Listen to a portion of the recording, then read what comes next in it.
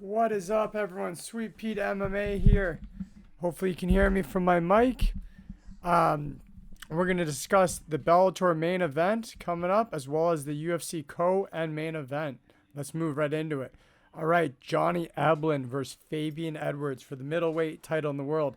Some are saying that Johnny Eblen is the number one middleweight on the planet, better than the UFC champion, better than the ONE champion, better than the PFL champion. That's still to be seen, but Johnny Eblen, his pressure, his aggression, his shots that he sets up to take takedowns is going to be too much for Edwards. I see Johnny Eblen winning by not by decision, by stoppage in the third or fourth round. I see him dominating the fight from start to finish, getting the finish by being on top, setting up those takedowns, probably moving them back to the fence, then getting the takedowns. Or in the open, depending on how Fabian Edwards reacts to those takedowns that Eblen goes for on the fence. But either way, I see Eblen getting him down and holding him down, winning this fight. That's why the odds are the way they are. So take the prop bet, Eblen to win by TKO/KO, and that's the best bet to get positive money on your dollar.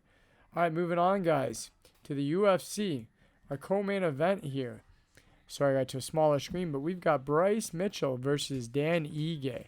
And you can see here, the records are pretty close, both from the U.S., 5'10 versus 5'7. And you can notice that in the weigh-ins, face-to-face, Ige did look smaller than Bryce Mitchell. Even though Ige is a thick, bricked-up dude, when the 3 inches of height can be a difference. You can appear tall. You can be tall and appear skinny, but not be that skinny.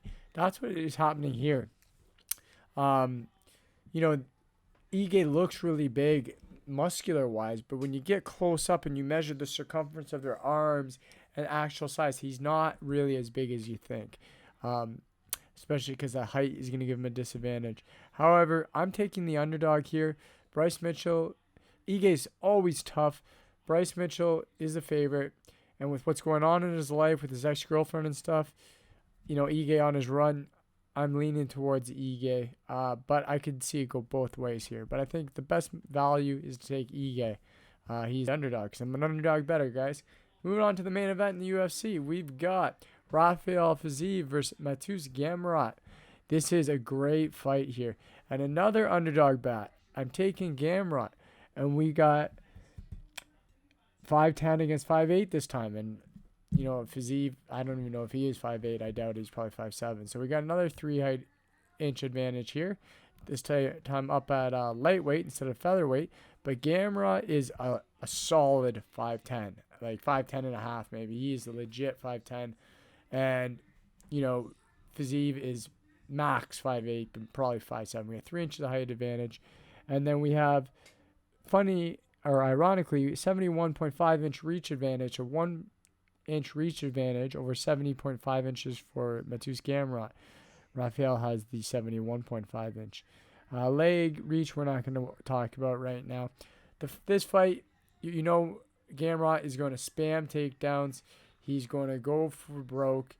And over and over again, he's going to put pressure on Fiziev. And he can do that for 5-minute rounds. I think he's going to tire Fiziev out. And I think he's going to win a decision or maybe finish him later in the fight. That's my picks, my bets. Sweet Pete MMA. Let me know what you think. See how I did. Tell me, respond in the comments if I picked right or not. I'm picking all 3 underdogs. So that says a lot right there. Let's see what happens. All the best. Good luck on your bets.